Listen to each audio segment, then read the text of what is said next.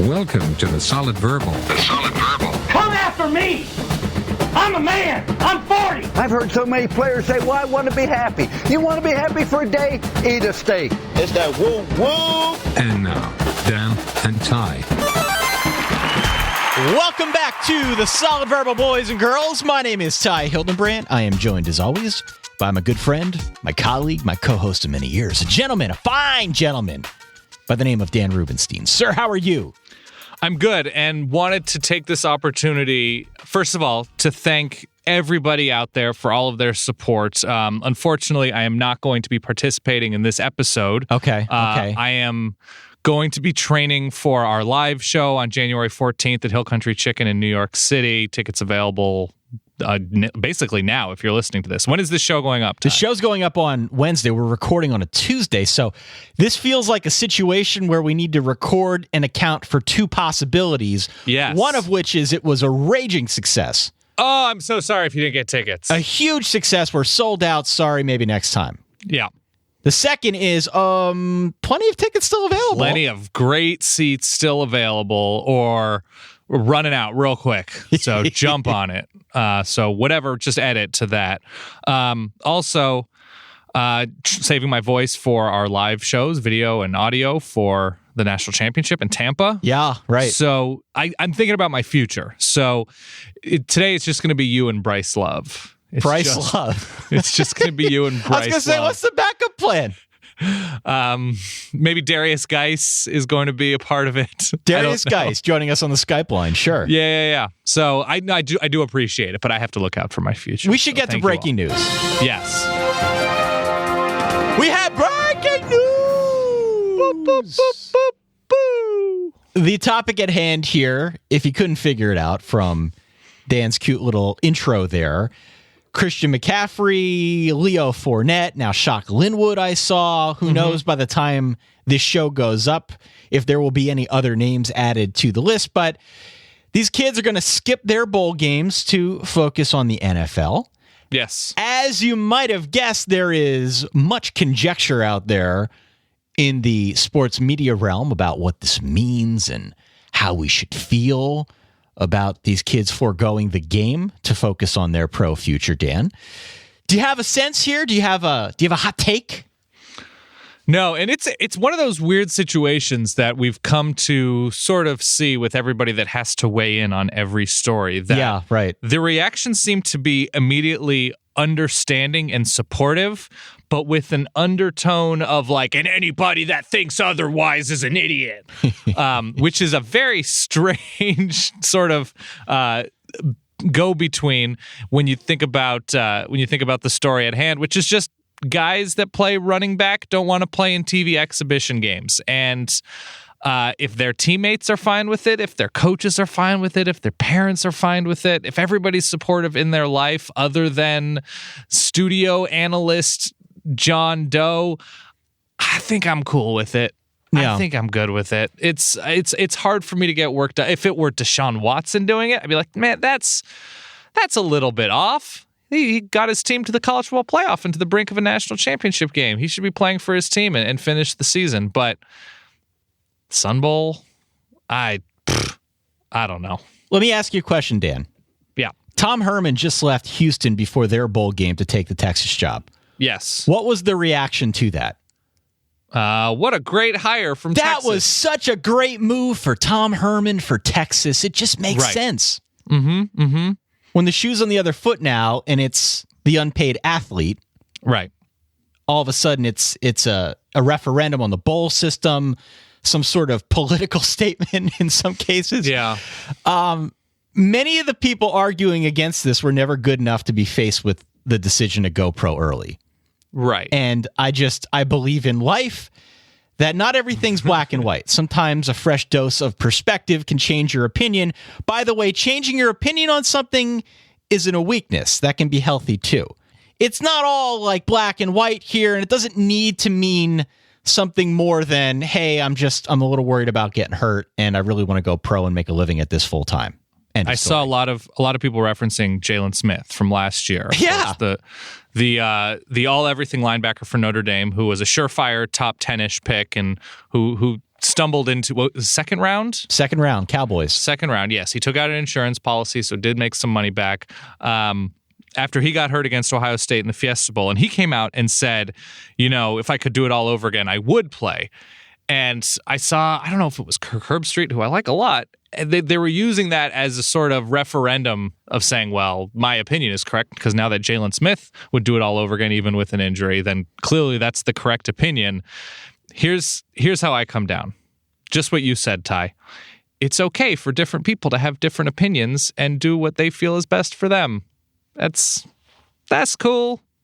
I'm disappointed I don't get to see Christian McCaffrey play again, but he's touched the ball 750 times in 2 years.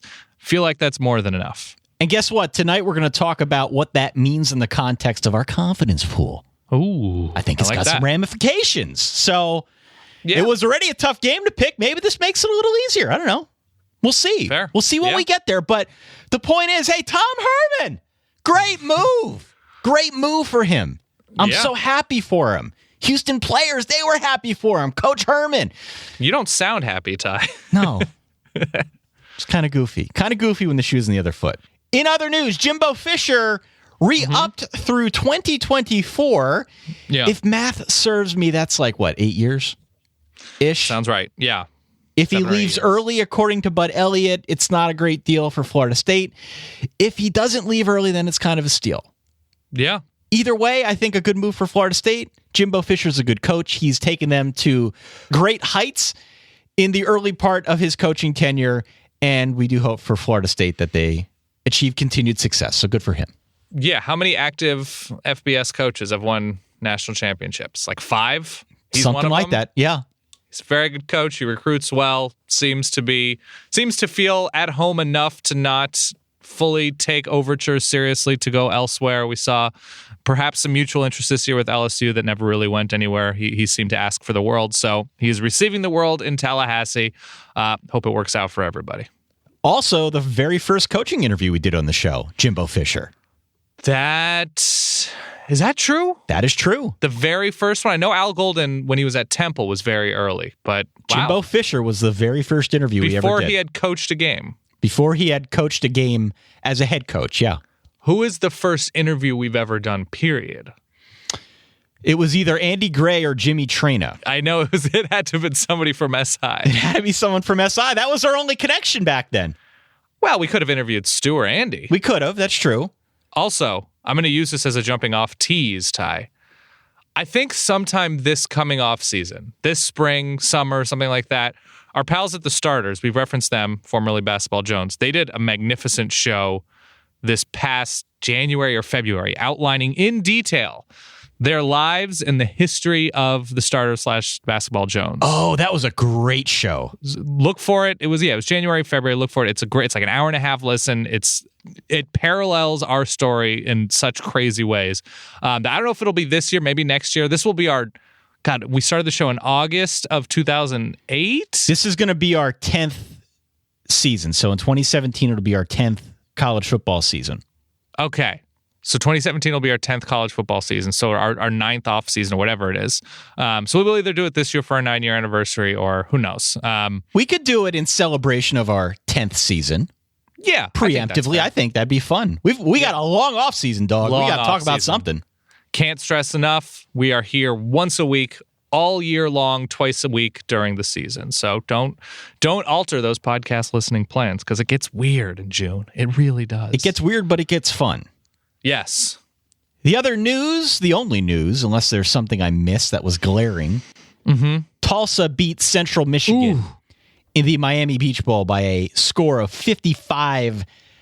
Hopefully, folks took our advice and went on Tulsa. By the way, what do you got? It looks like a lot of people did take our advice, and they used this newfound East Coast Elliott strategery. I have not informed Elliott yet. I don't know if he's in our pool, but a lot of folks are doing exactly as we advised and front-loading their points. Our group is now number 6 overall in the entire ESPN ecosystem. The gentleman who's first in our pool is only participating in our pool, but the way ESPN does it, you can enter your entry in a couple others. I think we've got the first place guy or gal in the Rosillo and Cannell pool. We We've got someone who's doing really well in the Todd McShay pool. Like, we've got the finest of the fine here competing in the solid verbal confidence pool. Fine. It's like the Champions League here. Yes. Is what we got going on. And, you go and play in the other suboptimal leagues, but we've got our Champions League going on here. And it seems like it's going pretty well. So far, people have been having a lot of fun with it. So hopefully it continues and our picks keep winning. But so far, so good. Premature piculation. I hope so. Yeah, I hope it keeps going. And yeah, Dane Evans had a really nice day for Tulsa. I had them with, I think, 27 confidence points because always anti-Chippewa. Cooper Rush barely got by the bar mitzvah threshold, quarterback rating of 13.7. And the bar mitzvah threshold? The bar mitzvah threshold. Is that a thing or did you just make that up? I'd have that in my head and I just assume everybody knows all the dumb statistical things that I invent in my head. But yes, the bar mitzvah threshold is if you can have a rating or a QBR above 13, you're bad, but you're not embarrassing. So you just made that up now, right on the fly? No, this I probably made up week 7 looking at some. But you didn't use it until now. No, I didn't use it until now. It reminded me because the QBR was exactly at 13.7. So he just had his bar mitzvah with his terrible performance. I am going to, upon the suggestion of a loyal verballer named Mike, who I know has listened to the show forever and is a talented writer.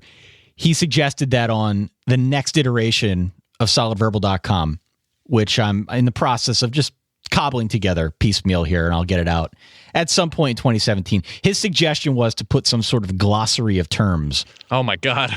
On the website, which could be a lengthy process, but I have started it. Ty, we are so stupid about so many things. We are so stupid about so many things, but we have a lot of inside baseball terminology. True. That is true. This could be Danalytics right here. Like your version of Danalytics. Do you know how many pages I have in my Google document that is called Danalytics? I have so many pages in my document that Google has informed me that I've reached like the 200,000 cell limit. Okay. So I've had to create a Danalytics part 2. So there's like 67 pages. Why have you not allowed me access to this so I can turn loose some scripting on it? Okay, that's what I'm going to do eventually because all I'm doing is copy pasting your scripting. Okay. In my Danalytics. But I'll let you go crazy. We should find a time when maybe you're free and I'm free and we can collaborate. You want to have a Google document collabo. This is what the cool kids do on a Friday night. You're about to be married. This is what married people do. Google Documents. That's right.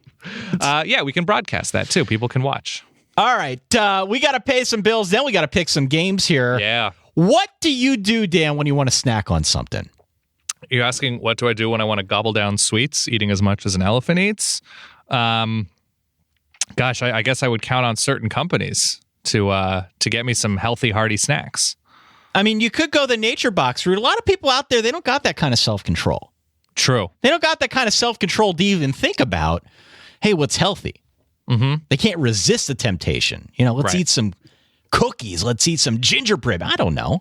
It's the holiday season. You eat the junk food because it's there. Now with Nature Box, you start snacking healthy. It tastes good, so you don't even have to worry about this. Is this good for me or what's in this? It just tastes good, which I think is the primary ingredient in a successful snack food. They make snacks that taste great. They are better for you. They're created with high-quality stuff, free of artificial coloring, flavors, sweeteners, the whole 9 yards. You can feel great about what you are snacking on. Dan, right now, why don't you tell the folks what you like? Because I know you're a regular Nature Box snacker. Yeah, I don't remember the names of everything, but they have some sriracha cashews that are quite good. I can't have them too much because the solid fiance is deathly allergic. There were some apple caramel popcorn clusters that I thought were very, very good.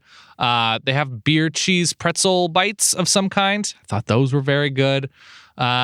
Mini cocoa Belgian waffles, boom. Oh, yeah, those are. I've only had the regular Belgian waffles. With the mini cocoa Belgian waffles, Dan. They're great. Yeah. All right, so you got a whole host of stuff here, and you can order as much as you want, as often as you want. No minimum purchase required. You can cancel anytime. All you got to do is go to naturebox.com, check out their entire snack catalog. They got over 100 of them to choose from. They're constantly adding something new, so literally you pick what you want. They'll deliver it right to your door. Also, if you want something new, if you're thinking, wow, these are my only options, never fear. They add something new every month. Their recipes are inspired by real customer feedback. You can try everything on their menu. If you don't like it, they can replace it for free. That's the way Nature Box rolls. Right now, you can save even more. They are offering Solid Verbal fans 50% off their first order. 50%. That's a great deal. Off their first order. I do love a good Nature Box snack. naturebox.com/solid is the URL. 50% off your first order. naturebox.com/solid. Do it up. Do it. All right, we got picks. Dan, Ty, help. I need picks of the week. Dan, I can't tell you the last time I was feeling this energetic after a full day of work and without any caffeine all day. Have you been drinking more coffee? Lately, I have, yeah. Oh, you're succumbing to the mistress. I'm not, though. I just drink it because I get bored and because it's warm in the morning. Keeps you regular, Ty. Belk Bowl. Yeah. What do you got? It's in Charlotte, Bank of America Stadium. It's on Thursday, December 29th now, as we travel ahead in time at 5:30 p.m. Eastern Time on ESPN. Virginia Tech at 9-4, a 7-point favorite over 7-5 Arkansas, Dan, otherwise known as Arkansas. Belk, I am told, after many years of doing this show, come on, Ty, is a department store for Southern gentlemen. It is. I think it's for not just gentlemen, for ladies as well. So I would think, if you could get your gift sheet out, that this should be an outstanding gift situation. No? Not very clear, but I think decent. Shopping trip to Belk department store, Fossil watch. It doesn't indicate how much it's for, but I've been to a Belk.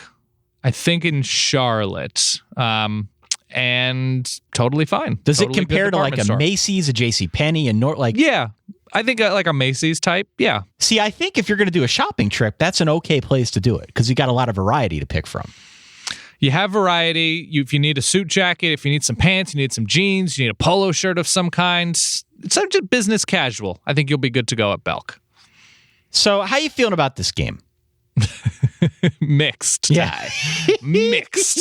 So this is what we know about Virginia Tech at this point.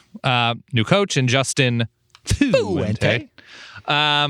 He did a great job. I think he exceeded expectations year one, especially with the first-year quarterback and Gerard Evans. They were a good passing team, kind of an average running team, which, all things considered, from what they brought back in the run game, it was pretty good. Isaiah Ford and Cam Phillips were one of a few really good ACC receiver tandems. So all in all, Virginia Tech had the type of season where they beat decent teams, lost to disappointing teams and in disappointing fashion, but they won their division. They made it to the ACC championship game, and that was largely because of Bud Foster and that blue collar lunch pail defense. Sure, that was largely. Woody Barron and Tremaine Edwards were very good on the line for them, and they have the best pass defense in the ACC. I think it's not unfair to say that, given what they're able to do against some of the better teams in the conference. They were very good against the pass, and that actually is an interesting matchup against Arkansas, who offensively, it's kind of only passing, because it's definitely not defense that got Arkansas here, or maybe it sort of did. So Virginia Tech seems to be the more talented and more together team. Arkansas has arguably the worst Power 5 defense in the land. So I like Virginia Tech here by double digits. I have him 37-20 Hokies. Austin Allen is all right, had his moments. Something I noticed in looking at some quarterback stats, he was tied for the lead in interceptions among SEC quarterbacks and was a top 3 quarterback in the SEC at the same time. Correct. So there's that. Correct. Yeah. Dan, you talk a lot about the analytics. I do. The esteemed analytics. If we could for a second, can we do a deep dive into the tyometrics? Tyometrics, not statistics. No. Okay. The tyometrics. Would you like a trivia question about Gerard Evans in this game? I could not wait more. What does Gerard Evans have in common with Jake Browning, Brad Kaya, and Eric Dungy from Syracuse, all good quarterbacks, but also Kyle Shermer, CJ Beathard, and Ryan Burns, your company's computer guy from Stanford? Yeah. I don't know. Is a bad third quarter quarterback or something? I have no idea. All of them threw exactly 7 interceptions this season. Oh, okay. It's a fun little tidbit for you. completely that's not meaningless. I feel like Tech's going to finish strong. Justin Fuente, first-year head coach, damn near beat Clemson in the ACC title game. No chance in hell is he mailing this one in. And on the flip side, you got Arkansas. They dropped their final game to Missouri. Defensively, a mess all year. I think there's a chance Tech runs Arkansas off the field. Yeah. I really do. I think they finish strong. I think Justin Fuente is going to approach every single solitary game like he's trying to build the next great machine. Are you worried that Virginia Tech almost exclusively loses to teams that are clearly worse than the Hokies? I'm not, because I feel like that game we saw against Clemson was like a sign of things to come. What I liked about them in that game is they were down. It looked the entire game as if they were going to lose, and they still continued to fight. And I feel like that fight's going to continue now into a bowl game. I feel like Fuente's got something to prove. Yeah. Also, Arkansas doesn't force a ton of turnovers. They don't force a ton of turnovers. They're, for the most part, pretty one-dimensional on offense. It just seems to me like there's a lot working in Tech's favor here. So I think a big game from Gerard Evans. I think if they want to run the ball, they can. Certainly they can. I think Tech wins 35-21, 23 points for me. Virginia Tech, according to the Danalytics, not the Tyometrics, the sixth best team in terms of preventing, chunk plays. That defense keeps things in front of them. Chunk plays, huh? 10 plus yards. Chunk plays, okay. Yes. On a per play level. Who are you going with again? I'm going with the Hokies, 37-20. All right, we agree. Valero Alamo Bowl, Dan, San Antonio. It's in the Alamo Dome. You ever been to the Alamo Dome? Super fun. You ever been there? I've never been to San Antonio, and on my search for the best tacos in the world, that seems dumb because I should go to major Texas and minor Texas cities to continue my search. So no, I've never been to the Alamo Dome. I have heard wonderful things about the city of San Antonio. Okay. I've heard the Alamo Bowl, the Alamo itself is quite small. Maybe we should skip the title game next year. Just go. And go to the Alamo Bowl? Just go to the Alamo Bowl, yeah. Okay. I could do that. Another game on Thursday, December 29th. This one at 9 p.m. on ESPN. We've got Colorado at 10-3. A charmed season. They are a 3.5 point favorite over Oklahoma State. Okie State finished 9-3. I understand Jim Leavitt will not be part of this game, correct? No. He's in Eugene already. So Jim Leavitt, the former defensive coordinator for Colorado, he is leaving to be part of the new Willie Taggart staff up there in Eugene, Oregon. I learned that he loves Pepsi. Pepsi. He drinks 40 Pepsis a day. That does not seem healthy. You don't hear that a lot. Also, soda might be a 1 seed on our things that people like that are actually garbage bracket. I saw something on Facebook, so it must be true, that if you're having an issue with hard water and you get the weird stains in the toilet. What is hard water? You never heard of hard water before? No. Oh my gosh, Dan. Look up hard water. What is hard water? Hard water's a thing. That has high mineral content. Yeah, high mineral content. Sure. It can harm your appliances that use water. I've got a water softener in the basement. I have to add salt to it periodically. I actually have to do it now. Yeah, maybe I'll go do it tonight. Can you do it live on the show? Sure. Why not? No, I've never heard of water hardness. You East Coast people are leading such bad lives. I'm one of them. You are one of them. Hard water is a thing, and sometimes it can lead to stains. Sometimes you can get stains in your toilet from it. It looks like you're unsanitary, but in fact, it's just because of the water. I've learned that these stains that are nearly impossible to just wipe out with a normal toilet brush, if you pour Coke in the toilet, I believe that. It will just melt it off. I think I cleaned out one of the apartment bathrooms I had in college or something with a bunch of Coca-Cola. We just let it sit there and eat away. That shouldn't be in your stomach. It will Stop literally drinking soda, degrease an weirdos. engine. Yeah. Yeah. As you might have guessed, Coca-Cola not a sponsor of this show. No, not a sponsor, and Jim Leavitt not coaching in this game. Not coaching at this game. All right. I looked at this matchup. I really wanted to like Colorado way more than I did. Mm-hmm. Then I looked at the spread, and I realized I'm not alone, Dan. Okay. I'm not alone. Why am I hesitant here? Why am I so hesitant with Colorado? I've been all year. Their offense can stagnate pretty easily. Seyful Lufau keeps getting hurt. We saw him hurt, I believe, his ankle against Washington in the Pac-12 title game. Philip Lindsay's talented, but overall they're only sort of okay on the ground, okay through the air. They're all around pretty solid on offense. I like their receivers, Shea Fields and Devin Ross. Their defense is great. They have 2 NFL corners in Tedrick Thompson. I know they sort of play all over the place. Nikella Witherspoon. They led the Pac-12 in passes defended. So they should be able to keep this Oklahoma State defense in front of them because Oklahoma State, another team that analytics love. They love the chunk plays. But I don't think that Colorado is going to be able to generate enough offense if this gets into a shootout. Oklahoma State's defense can struggle a little bit. You can move the ball on them. They're greatly improved running the ball. I have Oklahoma State here by 10. Whoa. I'm going with the Cowboys outright. I think they've got momentum. I don't think they don't lose to a team like Colorado who's going to struggle to move the ball. I have 31-21 Oklahoma State, especially because Sefo Liufau just always seems like he's hurt. That's because he is always hurt. I think Colorado, in terms of interest, I think their season peaked with that Washington game, and it's a bit of a letdown part of the year. Interesting. So let me get this straight. Oklahoma State has momentum because they lost by 18 at Oklahoma to close out the year?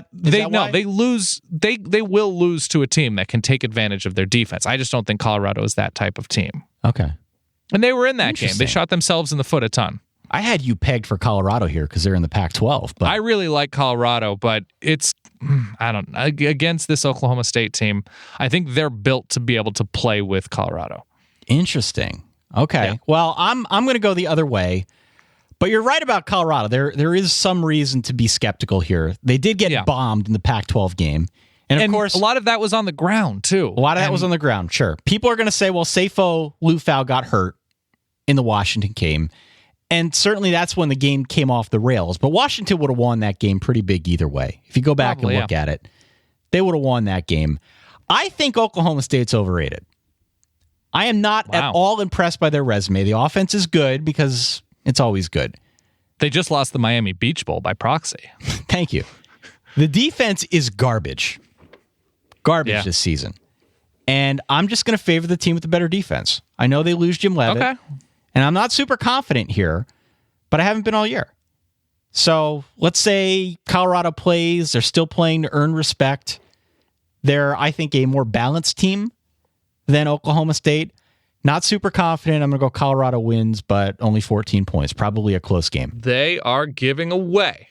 This might be my number one, Ty. Really? This might be my number one. I'm going to start with the smaller items and work up in sort of against what I've been doing. A mini helmet. Fine, whatever. Team panoramic photo. Yeah, there's some sentiment there, whatever. Sure. A My Charge Hub Plus portable charger. See, on and on about it. It's the year of the portable charger. $110 Best Buy gift card. 110. Very specific, but useful. Okay. And an Apple Watch. Wow. Yeah, I think the Apple Watch is garbage. I think that figures in my bracket of things people like. See, I'm wearing one right now. I know you are. Still, that's an impressive haul. So you're going Okie State. I'm going Colorado here. Correct. We disagree. We do disagree. All right, let's move on. Let's go to the AutoZone Liberty Bowl. Get in the zone. Get in the zone, baby, on Friday, December 30th at high noon on ESPN. We've got Georgia at 7-5, a 1-point favorite over TCU at 6-6. Dan, I would urge people who work in corporate America not to take a vacation day to watch this game. Do not. Like, even if you're the 30th, right? Yeah, the 30th. Even if you're a Georgia or a TCU fan or alum, roll your time over into 2017. Like, just don't do it for this game. So I have a story about the 30th, right? So that's Friday, December 30th. Yes. As it relates to these games. So we have the Liberty Bowl, we have the Sun Bowl, the Music City Bowl, and the Home Loans Bowl, the Home Loans Arizona Bowl. Right. So Solid Fiance is going to be in New York. I'm going to be in California, but I'm coming back the 29th. And she wanted to go see a Broadway play because my mom wanted to get us a gift for like our engagement. And she said, go to a Broadway play on me. I was like, cool. Okay, that's a great, it's a very kind thing. Yeah. So Solid Fiance is going to be here. She's hanging out. She's going to be bored, not working during the holiday break. And she said, how about we get tickets to see, and I was very happy about this, Oh Hello, which is John Mulaney and Nick Kroll, their two-man Broadway show. why don't we see that on the 30th? And my first instinct was like, there's bowl games. And then I looked at the schedule and I said, yeah, okay. Yeah, let's do it. Sure. Can I come? It's at 2 p.m. Wonderful. Have tickets. That's what I'm going to be doing. I'll tape these games. Good for you. So what do we have? So we're talking AutoZone Liberty Bowl. Georgia TCU. It feels like the game between the car that starts 50% of the time and the car that always starts but has a donut on the back wheel.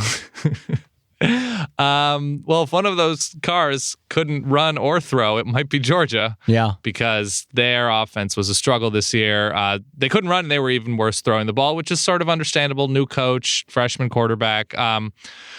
Dog defense was really, really good versus the run. They were pretty good against the pass. But, man, it was not a great year for Georgia. There's not a ton you can take away happy. They beat North Carolina early. Disappointing on the ground, which is kind of shocking considering the running back talent they had. But here's the good news. TCU sees your embarrassing season and raises you one of their own because they ran pretty well. They were themselves also garbage throwing the ball.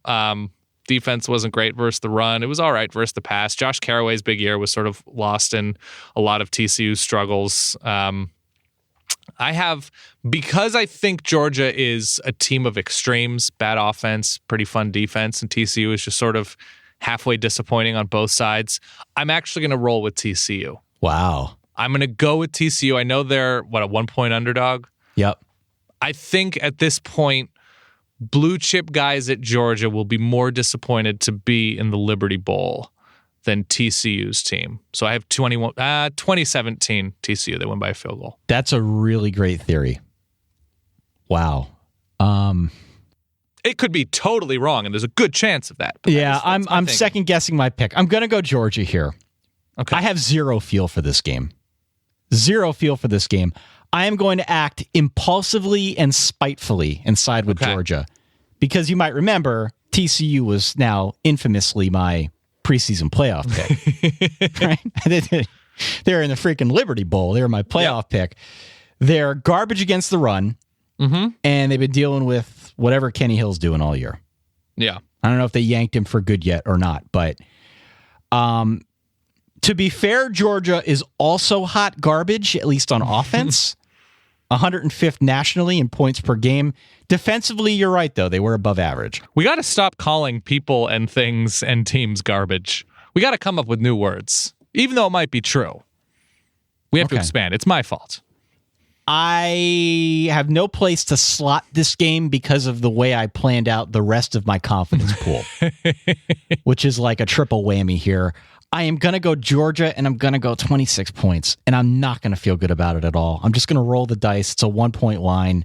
Truthfully, you know it. I know it. This could go either way. So let's go Georgia. I've said for a long time they would be my SEC team. They were nice to me when I went down to visit Athens a long, long time ago back in 2009. Let's just go Dogs. Let's go 26 points, and let's just take the medicine and hope it works out. You know what? Surprisingly robust gift package, though. Yeah. Bass Pro Shops shopping trip. There's a little indicator. I don't know what the indicator means, but that's happening. What's at a Bass Pro Shops? You never been to a Bass Pro I Shops? haven't. Is it like an LLB? Oh my God, Ty! People are rolling their eyes all over the country. Well, listen. I live in Eastern Pennsylvania. Do you know what Cabela's is? There is a Cabela's nearby. A giant, like the biggest Cabela's ever, is like it's 20 a minutes huge to the west of it. Outdoor enthusiasm place. Okay. So just equipment and clothes and you can find something useful there. Coolers, whatever. Oculus Pro Team HD binoculars. Okay. If you're into that. Team HD Bro, did you say? Oculus Pro. Pro, not Bro. Okay. PRO. Team HD binoculars. A Belova watch. Okay. Which I think that's pretty nice. I think it's nice enough for a college kid. Walk away with Nike athletic shoes. Sports sandals, no indication if they're eye slides, backpack and sunglasses, and a football. It's whatever they lack in quality, or maybe they don't lack. You're getting a bunch from this game. I'm sorry, I'm still hung up on when I thought you said Oculus Bro. I keep thinking Oculus Bro. I keep thinking Brady Quinn as Oculus Bro. You get Brady Quinn branded binoculars. All right. That's a good haul. I'd be okay with that. Let's go to the Hyundai Sun Bowl, Dan, in El Paso, Texas. Is this the final game of Uncle Vern? I believe so, yes. Okay. Friday, again, December 30th, 2 p.m., CBS. We've got Stanford at 9-3. They're, at least at time of recording, I don't know if they changed this at all, about a 3.5 point favorite. They're now going against North Carolina. As you heard at the top of the show, Christian McCaffrey not going to be playing in this one. Yeah. It is a big deal for obvious reasons. I saw David Lombardi from ESPN posted this little nugget. Christian McCaffrey has accounted for 45.7 of Stanford's offensive touches over the past 2 seasons. That is the highest rate in the Football Bowl subdivision. For reference, Donnell Pumphrey from San Diego State is at 44.4. If you throw in returns, McCaffrey has 593 touches in the last 2 seasons, which is obviously a tremendous amount, Dan. Yeah. I will also throw this little nugget in there. Everyone's talking about Christian McCaffrey right now. I read something for the first time last week. Have you heard of the quote-unquote Ditch for Mitch campaign yet? No, I've heard Mitch Trubisky's name as he's going to be the first quarterback off the board, and I have very limited thoughts about that. The Browns are 0-14. They lost again this weekend, like 33-13 to Buffalo. Okay. Some sports writers are now calling this the Ditch for Mitch campaign, as if it's some sort of like statement by the Browns to go out and achieve greater success by losing all their games to get. I'm laughing here. I'm sorry. Right. To get Mitch Trubisky. I like Mitch Trubisky. He had a great year. He's got great physical tools. But Dan, we need to pump the brakes on Mitch Trubisky here. When you start talking about tanking to get a guy, that guy, he got to be like once in a generation. He got to be can't miss. Right. I feel like he got to be someone other than Mitch Trubisky. I don't think Mitch Trubisky's that guy. He's not Peyton Manning. He's not Andrew Luck. He's not any of those guys. So here's my general rule of thinking, and this is Danalytic free. And you can look up Mitch Trubisky's his stats against better teams, and they're fine. They're nothing crazy, but I don't think that tells the full story. My Danalytic free analysis of should you take a quarterback in the first round, and I'm not an NFL fan. I don't have a team. I don't have anything. But in terms of how I would work a team, if you look at a quarterback and you say to yourself, man, if I were an opposing defensive coordinator, I wouldn't sleep that week. I don't know. Like, how do you stop Mariota? He's so accurate. He's so fast. How do you stop Jameis? He just changes so much at the line. There's no defense that can fully contain him. Andrew Luck, he's a surgeon out there. Like, those are the guys where you're just like, man, we have a good defense, but he's still going to pick us. You watch Mitch Trubisky, you're like, it's pretty good. Yeah. Pretty good. But to like throw everything behind Mitch Trubisky, I would be happy to be proven pompous, even more pompous than people already think I am about Mitch Trubisky. But not seeing it, not right now. Ditch for Mitch. I suspect it's one of those deals where it's so hopeless that, Rihanna looking for love in a hopeless place. Mm-hmm. And Mitch Trubisky just comes walking through that door. He's got a dynamic arm. He's got size. He's got the arm talent that I think the NFL is going to like. But gosh. Okay. Stanford, Dan, closed out the year with 5 straight wins. North Carolina lost 2 of their final 3 to Duke and NC State. Since effectively taking over the quarterback gig at Stanford, Keller Christ has thrown 9 touchdowns, just 1 interception. He did not play any defenses that scare me, nor will he in the Sun Bowl. I felt before this Christian McCaffrey announcement that there was more reason to like Stanford than I had thought previously. Okay. I felt pretty good about Stanford's chances here. I had Stanford winning the game, maybe a close game to the tune of 19 confidence points. Wow. The Christian McCaffrey thing, though, to me, is a huge distraction. A huge distraction here. Really? Okay. And I feel like the team now maybe has a reason to devalue this game. Like, it might not mean as much to the rest of them because their leader won't be out there with them. I am going to switch my pick. Okay. I am going to say Mitch Trubisky is making his pitch for Mitch in the NFL, if you like that. Thank you very much. Okay. UNC wins a close one. I'm going to go 19 confidence points. Okay, so I enthusiastically disagree. So, one, I think North Carolina's defense actually improved this year. There were times in 2015, and yes, there were times in 2016 that were just atrocious. But when you look at what they were able to do, at least against teams that they should have performed defensively against, some of the bottom of the ACC, they actually did a pretty good job. And the numbers improved a little bit, but I thought all in all, this team took a step in the right direction defensively. Now, Stanford, when they're operating at full mass, they are really, really good, and that would include Christian McCaffrey. North Carolina, big analytic offense, good at creating chunk plays. They stalled a little bit too often on these drives. Another good ACC wide receiver duo in Bug Howard and Ryan Switzer, I believe. Yeah, Great names, both of them. North Carolina wasn't terribly far from 10-2. The Duke and North Carolina State games were both winnable. They were both dumb games. They were competitive in those games. They should have been better on those fields. Stanford ran the ball this year. Their passing took perhaps the biggest step back of any team that plays in a Power 5 conference. They had a 4-game stretch in which they averaged 11 points before making that quarterback switch. I get the feeling, because I really do like Bryce Love as well in the backfield, who is the sort of 1B back to Christian McCaffrey. I get the feeling that this Stanford team, with time to prepare against defense that still has struggled against the run, playing into the specialty of this Stanford offense, and Stanford themselves, they play really good defense. And we've seen North Carolina struggle when they haven't been able to run the ball. That's what Stanford stops.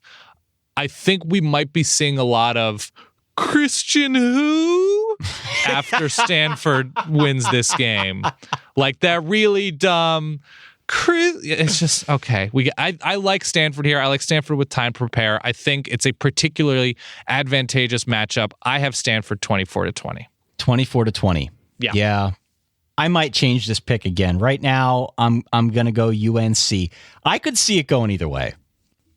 I really could. It's going to be a close game, one way or the other. Christian who? I like that line, though. That's going to happen, Dan. You know it. That's exactly like, you know it. Like the laziest, and I include myself in this. The laziest writers are going to be like, guess they didn't need him. Guess they said go train. They fell in love with somebody other than Christian McCaffrey. The Sun Bowl is going to be giving away a trip to the gift suite, a Timely Watch Company Silvertone watch. It sounds nice. I have no idea if it is. It sounds it, though. Majestic Pro Base Fleece Pullover. Base Fleece.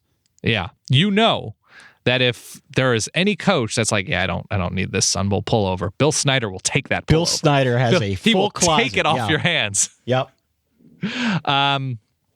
You can get an Ogio Politan backpack. Nice. And an Under Armour cap and a commemorative coin. Commemorative coin. Nice. Okay. I think it's pretty good. That's pretty good. You're getting a watch, you're getting a gift suite, you're getting a fleece and a hat. You know what they say in the business, Dan? Yeah. It's better than Lockheed Martin. It's better than getting an RPG from Lockheed Martin. The Franklin American Mortgage Music City Bowl in Nashville and Nissan Stadium. Also on Friday, December 30th at 3:30 p.m. Eastern. This one's between Tennessee at 8-4 and Nebraska at 9-3. Tennessee's about a field goal favorite, Dan. Quick sidebar here. Hit me. Is this a birth announcement on the show, Ty? No. Nothing like that. There is a point in the near future where the solid wife and I are going to be in the market for a home that we own. Oh. Now listen, podcasting is a super lucrative business. You might be saying, well, don't you already have a mansion? Drinking tea out of my golden chalice here. Alas, I do not. I will indeed require a mortgage to purchase said home. Yeah. So I saw this bowl game as an opportunity to go out there and say, what could Franklin American and their mortgages do for me? Right. I found their website. Ladies and gentlemen, boys and girls, children of all ages, I have found for you the holy grail of stock photography, Dan. Good news. The company has at least $70 million because that's how much they were fined for the False Claims Act in 2015. Oh, good. And they had to settle with the United States of America. Well, speaking of false claims, we've got the Tennessee Volunteers in this game, Dan. True. Oh, good Good one. Thank you. Good goof. Yeah. I've been big on home games in bowls. This might be a case where I don't think it helps. Okay. Why? I'm just so sour on them at this point. It was supposed to be. What do you mean, why? They're 8-4. Because of somebody else's hype? Not because of anyone else's hype. They had their whole team back, and they went 8-4. Okay. This was supposed to be like the awakening of volunteer football. To win the SEC East, they finished 8-4. Can I ask you this? Yeah, you can ask me anything, Dan. We're friends. As a counterpoint, did they lose a game 62-3? No, they did not. Okay, they did not. They did not. Okay, just making sure we're on the same page. Does that then mean that you're going with Tennessee? I think I am going Tennessee, and that is problematic because I already know how I feel about taking teams that play in extremes. And Tennessee, offensively, they can do a lot of really interesting things. They've got two great receivers. They did lose Jalen Hurd. He decided to leave the program, but Alvin Kamara stepped in really nicely. They're another team that the analytics love in terms of chunk plays. They were hurt all year defensively, and it seemed at a certain point their defensive strategy was just that of a very lazy parent willing to let their children just run around until they exhausted themselves out. So like, well, they're going to run all over us. So maybe Texas A&M will just get tired. Yeah. Maybe they'll just get worn down from all of the open lanes. Nebraska themselves, they could not run consistently. Their passing was it was a disappointment, especially versus better teams. They were pretty good against the run. They were okay against the pass. I really like the talent in their secondary. That's how they sort of kept a lot of plays in front of them. But I don't see how they're going to stop Tennessee consistently and or match score with them. So I have Tennessee 30-24. I think they figure out how to have a big enough game in Josh Dobbs' final game. I really don't want to pick Tennessee. Okay. And this is where I get myself into trouble when I start allowing emotion into the picking process. The issue I'm having, and the reason I'm no longer all in on Nebraska, is Jordan Westerkamp's out.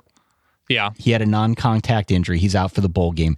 Tommy Armstrong, at least at time of recording, is still dealing with some kind of hamstring injury he got earlier in the year. He's not even practicing with the team right now. Right. That's a problem. That's a problem. I'd say so. There aren't many logical reasons to go with Nebraska here. Either way, because of the way I box myself in, this is an 18-pointer for me. So not overly confident. You can't put 5 points on every game. This one just ended up at number 18. Right now, I am going to say Nebraska. I am going to wait, though, to see what happens with Tommy Armstrong. If he doesn't play, I'll probably switch it to Tennessee. So after the tough loss to Wisconsin at Camp Randall, Nebraska played two pretty decent teams, two excellent teams. One excellent team, one pretty good team on the road. That would be at Ohio State and at Iowa. How many touchdowns did they score combined in those two games? Stop it. They scored but one touchdown. I know. They lost those two games 102-13. It's not the greatest scoreline. I might have to switch this now. I think Nebraska is a team that can be interesting. They appear to be recruiting quite well. I think everybody's probably in the back of their mind, even the most optimistic Nebraska fans, which there are a lot of, are probably saying to themselves, you know what? It'll probably be good for everybody that Tommy Armstrong is no longer going to be our starting quarterback. And thank you he was a total warrior out there. Everybody seems to like him, I think.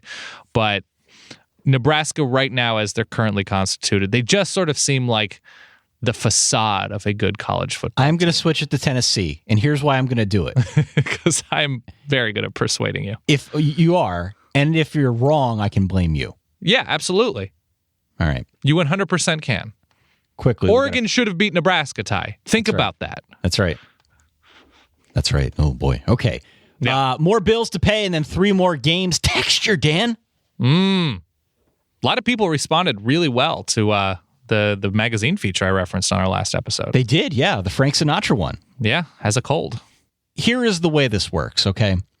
I've used Texture before. I've talked about it ad nauseum. I used it when I went on my honeymoon, fired it up on the bird down to Jamaica, read some of my favorite magazine articles. Texture has essentially digitized the magazine experience. So if you're going on a trip, if you're in a waiting room somewhere, if you've just got time to kill, If you don't have time to kill, you're just laying in bed, you want to do some reading, you want to catch up. Right. You can fire up the Texture app, and they give you instant access to all the magazines that you know and love. Nice. They've got hundreds of magazines available. Sports Illustrated, Forbes, Fast Company, Rolling Stone, People, you name it. Over 200 of them, Dan. They're all available. And not only that, you don't have to dig through them to figure out what is it I want to read, what is it I don't want to read. Texture now has a cool feature which makes it easy to find and enjoy everything you want to read. They make daily recommendations. They also add exclusive interactive features. They've got videos on there, a whole bunch of other stuff, in addition to the fact that it's searchable. I like that. It's searchable. If you have a bunch of paper magazines, you can't search that. You got to flip through them. It's a manual process. Texture is searchable. You can mark what you like. You can check out back issues in addition to all that bonus content I just talked about. There's no reason for you not to try Texture, especially right now. It's a 14-day free trial. So the holidays are coming up. Let's do it. Easy. You're going to be traveling. If you're like Dan, if you're like me, you're going to be traveling. Where are you going? I'm traveling all up and down Eastern PA, man. Okay, just making sure. I'm a jet setter here, okay? If you're doing some travel, 14 days to try it out for free. 14 days. You go to Texture, texture.com/solid. You get a 14-day free trial. Should mention the Franklin American Mortgage Music City Bowl is giving players access to their gift suite, a fossil watch, and an offer to destroy their credit. So, think it through. Think it through. All right. Quickly, we got 3 more games here to discuss. All right. Let's do it. The Nova Home Loans Arizona Bowl, Dan, in Arizona Stadium in Tucson, also on Friday evening. This is a game between Air Force, Dan, and South Alabama. Who? Clear out the next hour of your life. Yeah. We have a lot to talk about. Yeah, thank you. Air Force is a 13.5-point favorite, Dan. This game is on something called the American Sports Network. This sounds like the network that aired Sports Night in the late 90s. Like, not in real life, but actually in the show. Yeah, I was saying, it sounds like a sports network on a TV show that somebody went like, oh, did you hear about what's happening with the Detroit Panthers? They're talking all about it on American Sports Network. That's right. I've got Air Force to the tune of 38 points here. I think I'm feeling pretty strongly about Air Force as well. They can run, they can't throw, they can stop the run, they can't stop people from throwing. South Alabama's offense is all right. They can throw the ball a little bit. Their defense isn't great. I have 28-13 Air Force. I'm pretty confident in that. I would just strongly suggest anybody going to this game in Tucson, make sure you wake up early because the Arizona desert has a distinct morning dew smell. Yeah. And I love it. Some people don't like it. I love it. I love Arizona. I know you really are big on Arizona. Huge on Arizona. Yeah, big Southwest guy here. Yeah. So can I ask you this? You have deep ties to Eastern PA. I do, yeah. Your extended family, Solid Wife Kate's extended family. Yeah. In a post-apocalyptic scenario. Sure. Where you and Kate are fine, you have money, you figured out you could sort of live anywhere. Yeah. You're not bound by those ties. Are you considering Arizona? It would be Arizona or Hawaii. Well, you probably have to get there by car if we're talking post-apocalypse. Post-apocalypse, yeah, okay. Well, then it would probably be Arizona, yeah. Because I still remember when in 2010 you were taking pictures of the mountains in Arizona, which is not known I was to such a tourist, yeah. I was only missing the fanny pack. I think in 2010 it was it a digital camera that you were taking pictures with? It probably was. We've been doing this show for so long. You remember those? I was a huge nerd. That was when we saw Bill Hancock looking for his car in the parking lot. That is true. Yeah. You shared a moment. No, it would be Arizona for me. Okay. I listen. Half of my family's from Arizona. Right. They're giving away quite a bit in this game, by the way. Oh? In the Arizona game. You win a new loan. The Nova Home Loans Arizona Bowl, South Alabama Air Force. Red inflatable, quote unquote, big lazy couch. What? Okay. An inflatable big lazy couch. An inflatable couch. Okay. A Selco, Selco watch, which sounds like a Price is Right like if there were a TV show with a Price is Right style show, you could win a Selco watch. It sounds like a watch that they'd sell on the American Sports Network. That's exactly right, Ty. An Ogio rucksack, which is just a backpack. I looked it up. It's just a backpack. It's called a rucksack. Beats by Dr. Dre. Ooh. Power Beats 2 headphones with case. That's pretty good. I have those. Are you happy with them? I love them. I believe those are the Bluetooth earbuds. Oh, beautiful. Fantastic. And the No Sweat Specialty sock. No Sweat Specialties socks is how it's worded here. And I will go on record once again, Ty. Socks, You're only as comfortable as your feet. So cool. If you're treating yourself with good socks, you're in a good place. I think the Arizona Bowl's taking care of its players. Good for South Alabama, good for Air Force. 2 more games, Dan. I know it's hard to believe that there could be any game bigger than the Nova Home Loans Arizona Bowl. I know. But bowl season continues to surprise, continues to impress. Yeah. We're going to talk about 2 games that occur on New Year's Eve earlier in the day, 11 a.m. This one is called the Buffalo Wild Wings Citrus Bowl, Dan. Yeah. Another bowl game at Camping World Stadium in Orlando. This is an awesome matchup. An awesome matchup. LSU 7-4, a 3.5-point favorite against Louisville, who finished the year at 9-3. We already talked about Leo Fournette. Why did you say that like a Spanish tourist? They're playing a Louisville. Playing a Louisville. Yeah. I don't know. Okay. Louisville, LSU. We already talked about Leo Fournette skipping this one. Mm-hmm. The difference between him and Christian McCaffrey is that his team has Darius Geis. And so much disrespect for Bryce Love. Well, I like Bryce Love. Okay. But Darius Geis actually led his team in carries, rushing yardage, and rushing touchdowns this year. Mm-hmm. So it's not so much a backup situation. He led the team statistically on the ground. I like LSU in this game. I think Louisville closed out their season by getting bombed against Houston, then losing a shootout in the Governor's Cup against Kentucky. And I just don't think that Ed Orgeron's going to sleepwalk into a bowl game. Not after getting the job of his dreams. It feels to me like he's going to try and coach the hell out of this game. And I think defensively, they have what it takes to confuse Lamar Jackson enough that they can win this game. I think you're right. I think everything you're saying is right in line. And the point is taken about Darius Geis. He was their leading rusher. LSU as a team, when both of those guys are healthy, they're as good a running team as anybody in the country. Their passing ended up being not bad, but that was against a lot of sort of disappointing defenses. They score when they string together big plays. Louisville is very good against that, so that should be an interesting matchup. LSU's defense is pretty much the most complete non-Alabama defense in the country, and they are particularly excellent in the red zone. So Louisville will not be able to win this game kicking field goals. I don't believe.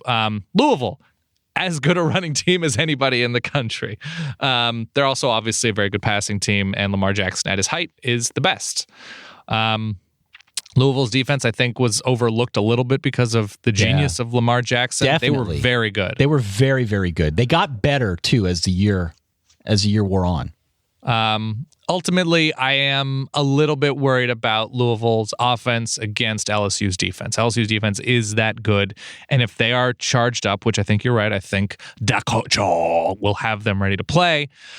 I'm going to go 24-20 LSU. I feel pretty good about it. I think LSU's defense, as unbelievable as Louisville's offense is, I think the time off, I think the sort of Heisman hangover, I think Lamar Jackson will be good and will make good plays, but I'm going with LSU here. I think they get it done.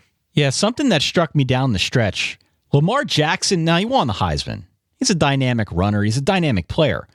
He was very average as a passer in some of those games in the second half of the year. You didn't see it so much earlier in the season. I don't know if it was a situation where opponents figured out something with him or what it was, but I gotta believe that Dave Aranda, with a couple weeks to prepare with this defense for someone like Lamar Jackson, he's gonna be ready. They're gonna have a formula for him to maybe not totally clip his wings, but to at least contain him to the point that Louisville needs to get help elsewhere.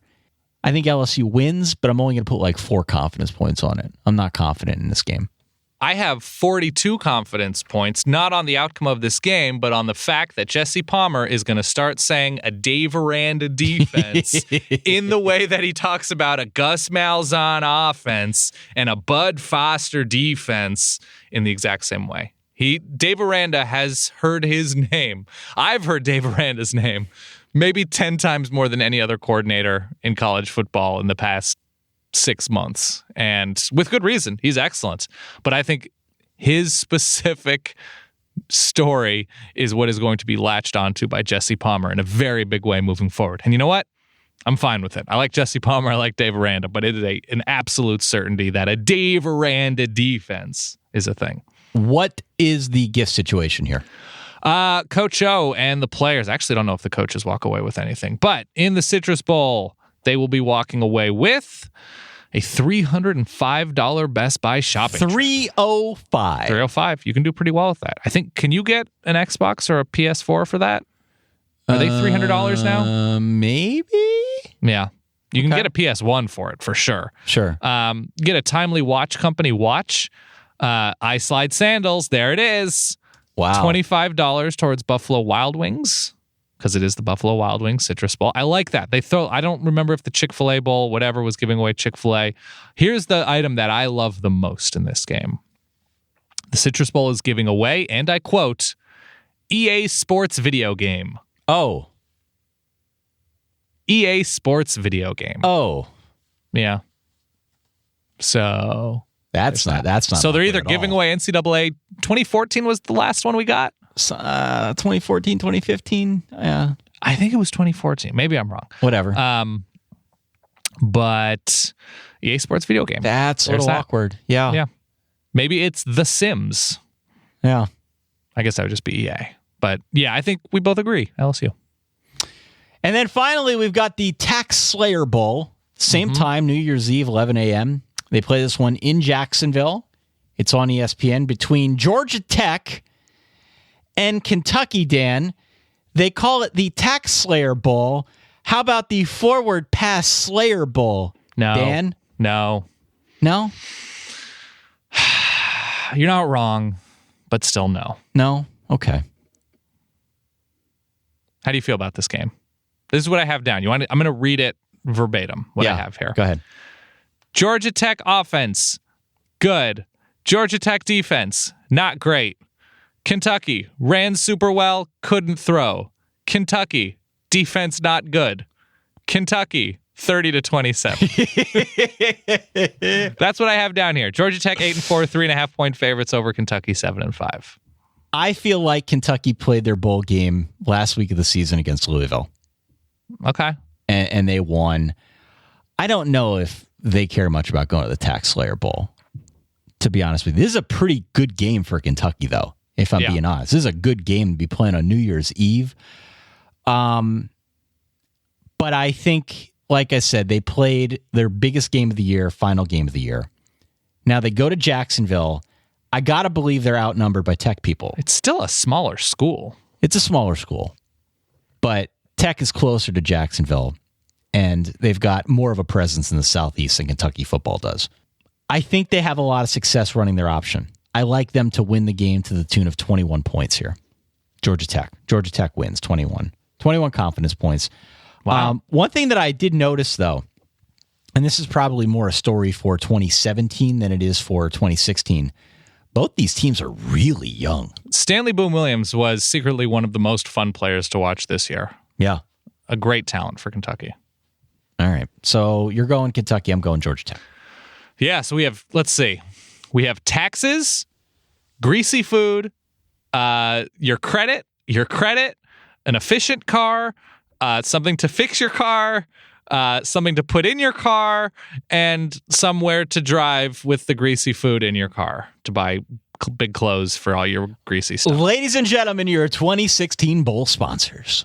Your bowl sponsors. And I should add, the bowl game, the Tax Slayer Bowl, is giving away Fossil watch. A lot of people giving away watches. Yeah. Which I'm good with. A carry-on bag. That's not bad. Hey, I still use my freebie that I got. I would take it happily. Yeah. Under Armour sunglasses. Didn't even know they made sunglasses. Nice. A football a bobblehead with the player's face, a custom bobble. That's cool. I like that. That's real cool. I would be very happy with that. And name and uniform number. Oh, it's part of, I was going to say, bobblehead with player's face. Cool. Name and uniform number. Oh, there's just a comma between face, name, and uniform number. So you're getting a custom bobblehead with your jersey, I guess. Cool. Yeah. That does it. That's it. That That's all does I it got. for Bowl Preview Part 4. What is that in Spanish? Cuatro. Good job. We're doing this recording on Tuesday evening, so if there's any news between now and Wednesday evening when we push this out into the wild, please forgive us. We hope, if you haven't already, if you're in the greater New York City area, or if you plan on being in the New York City area, that if you haven't already, you did get a chance to purchase tickets earlier today to our live show on January 14th, sort of a postseason postmortem. We'll talk about the champion. We'll talk about some other central themes in and around the world of college football over the course of the past season.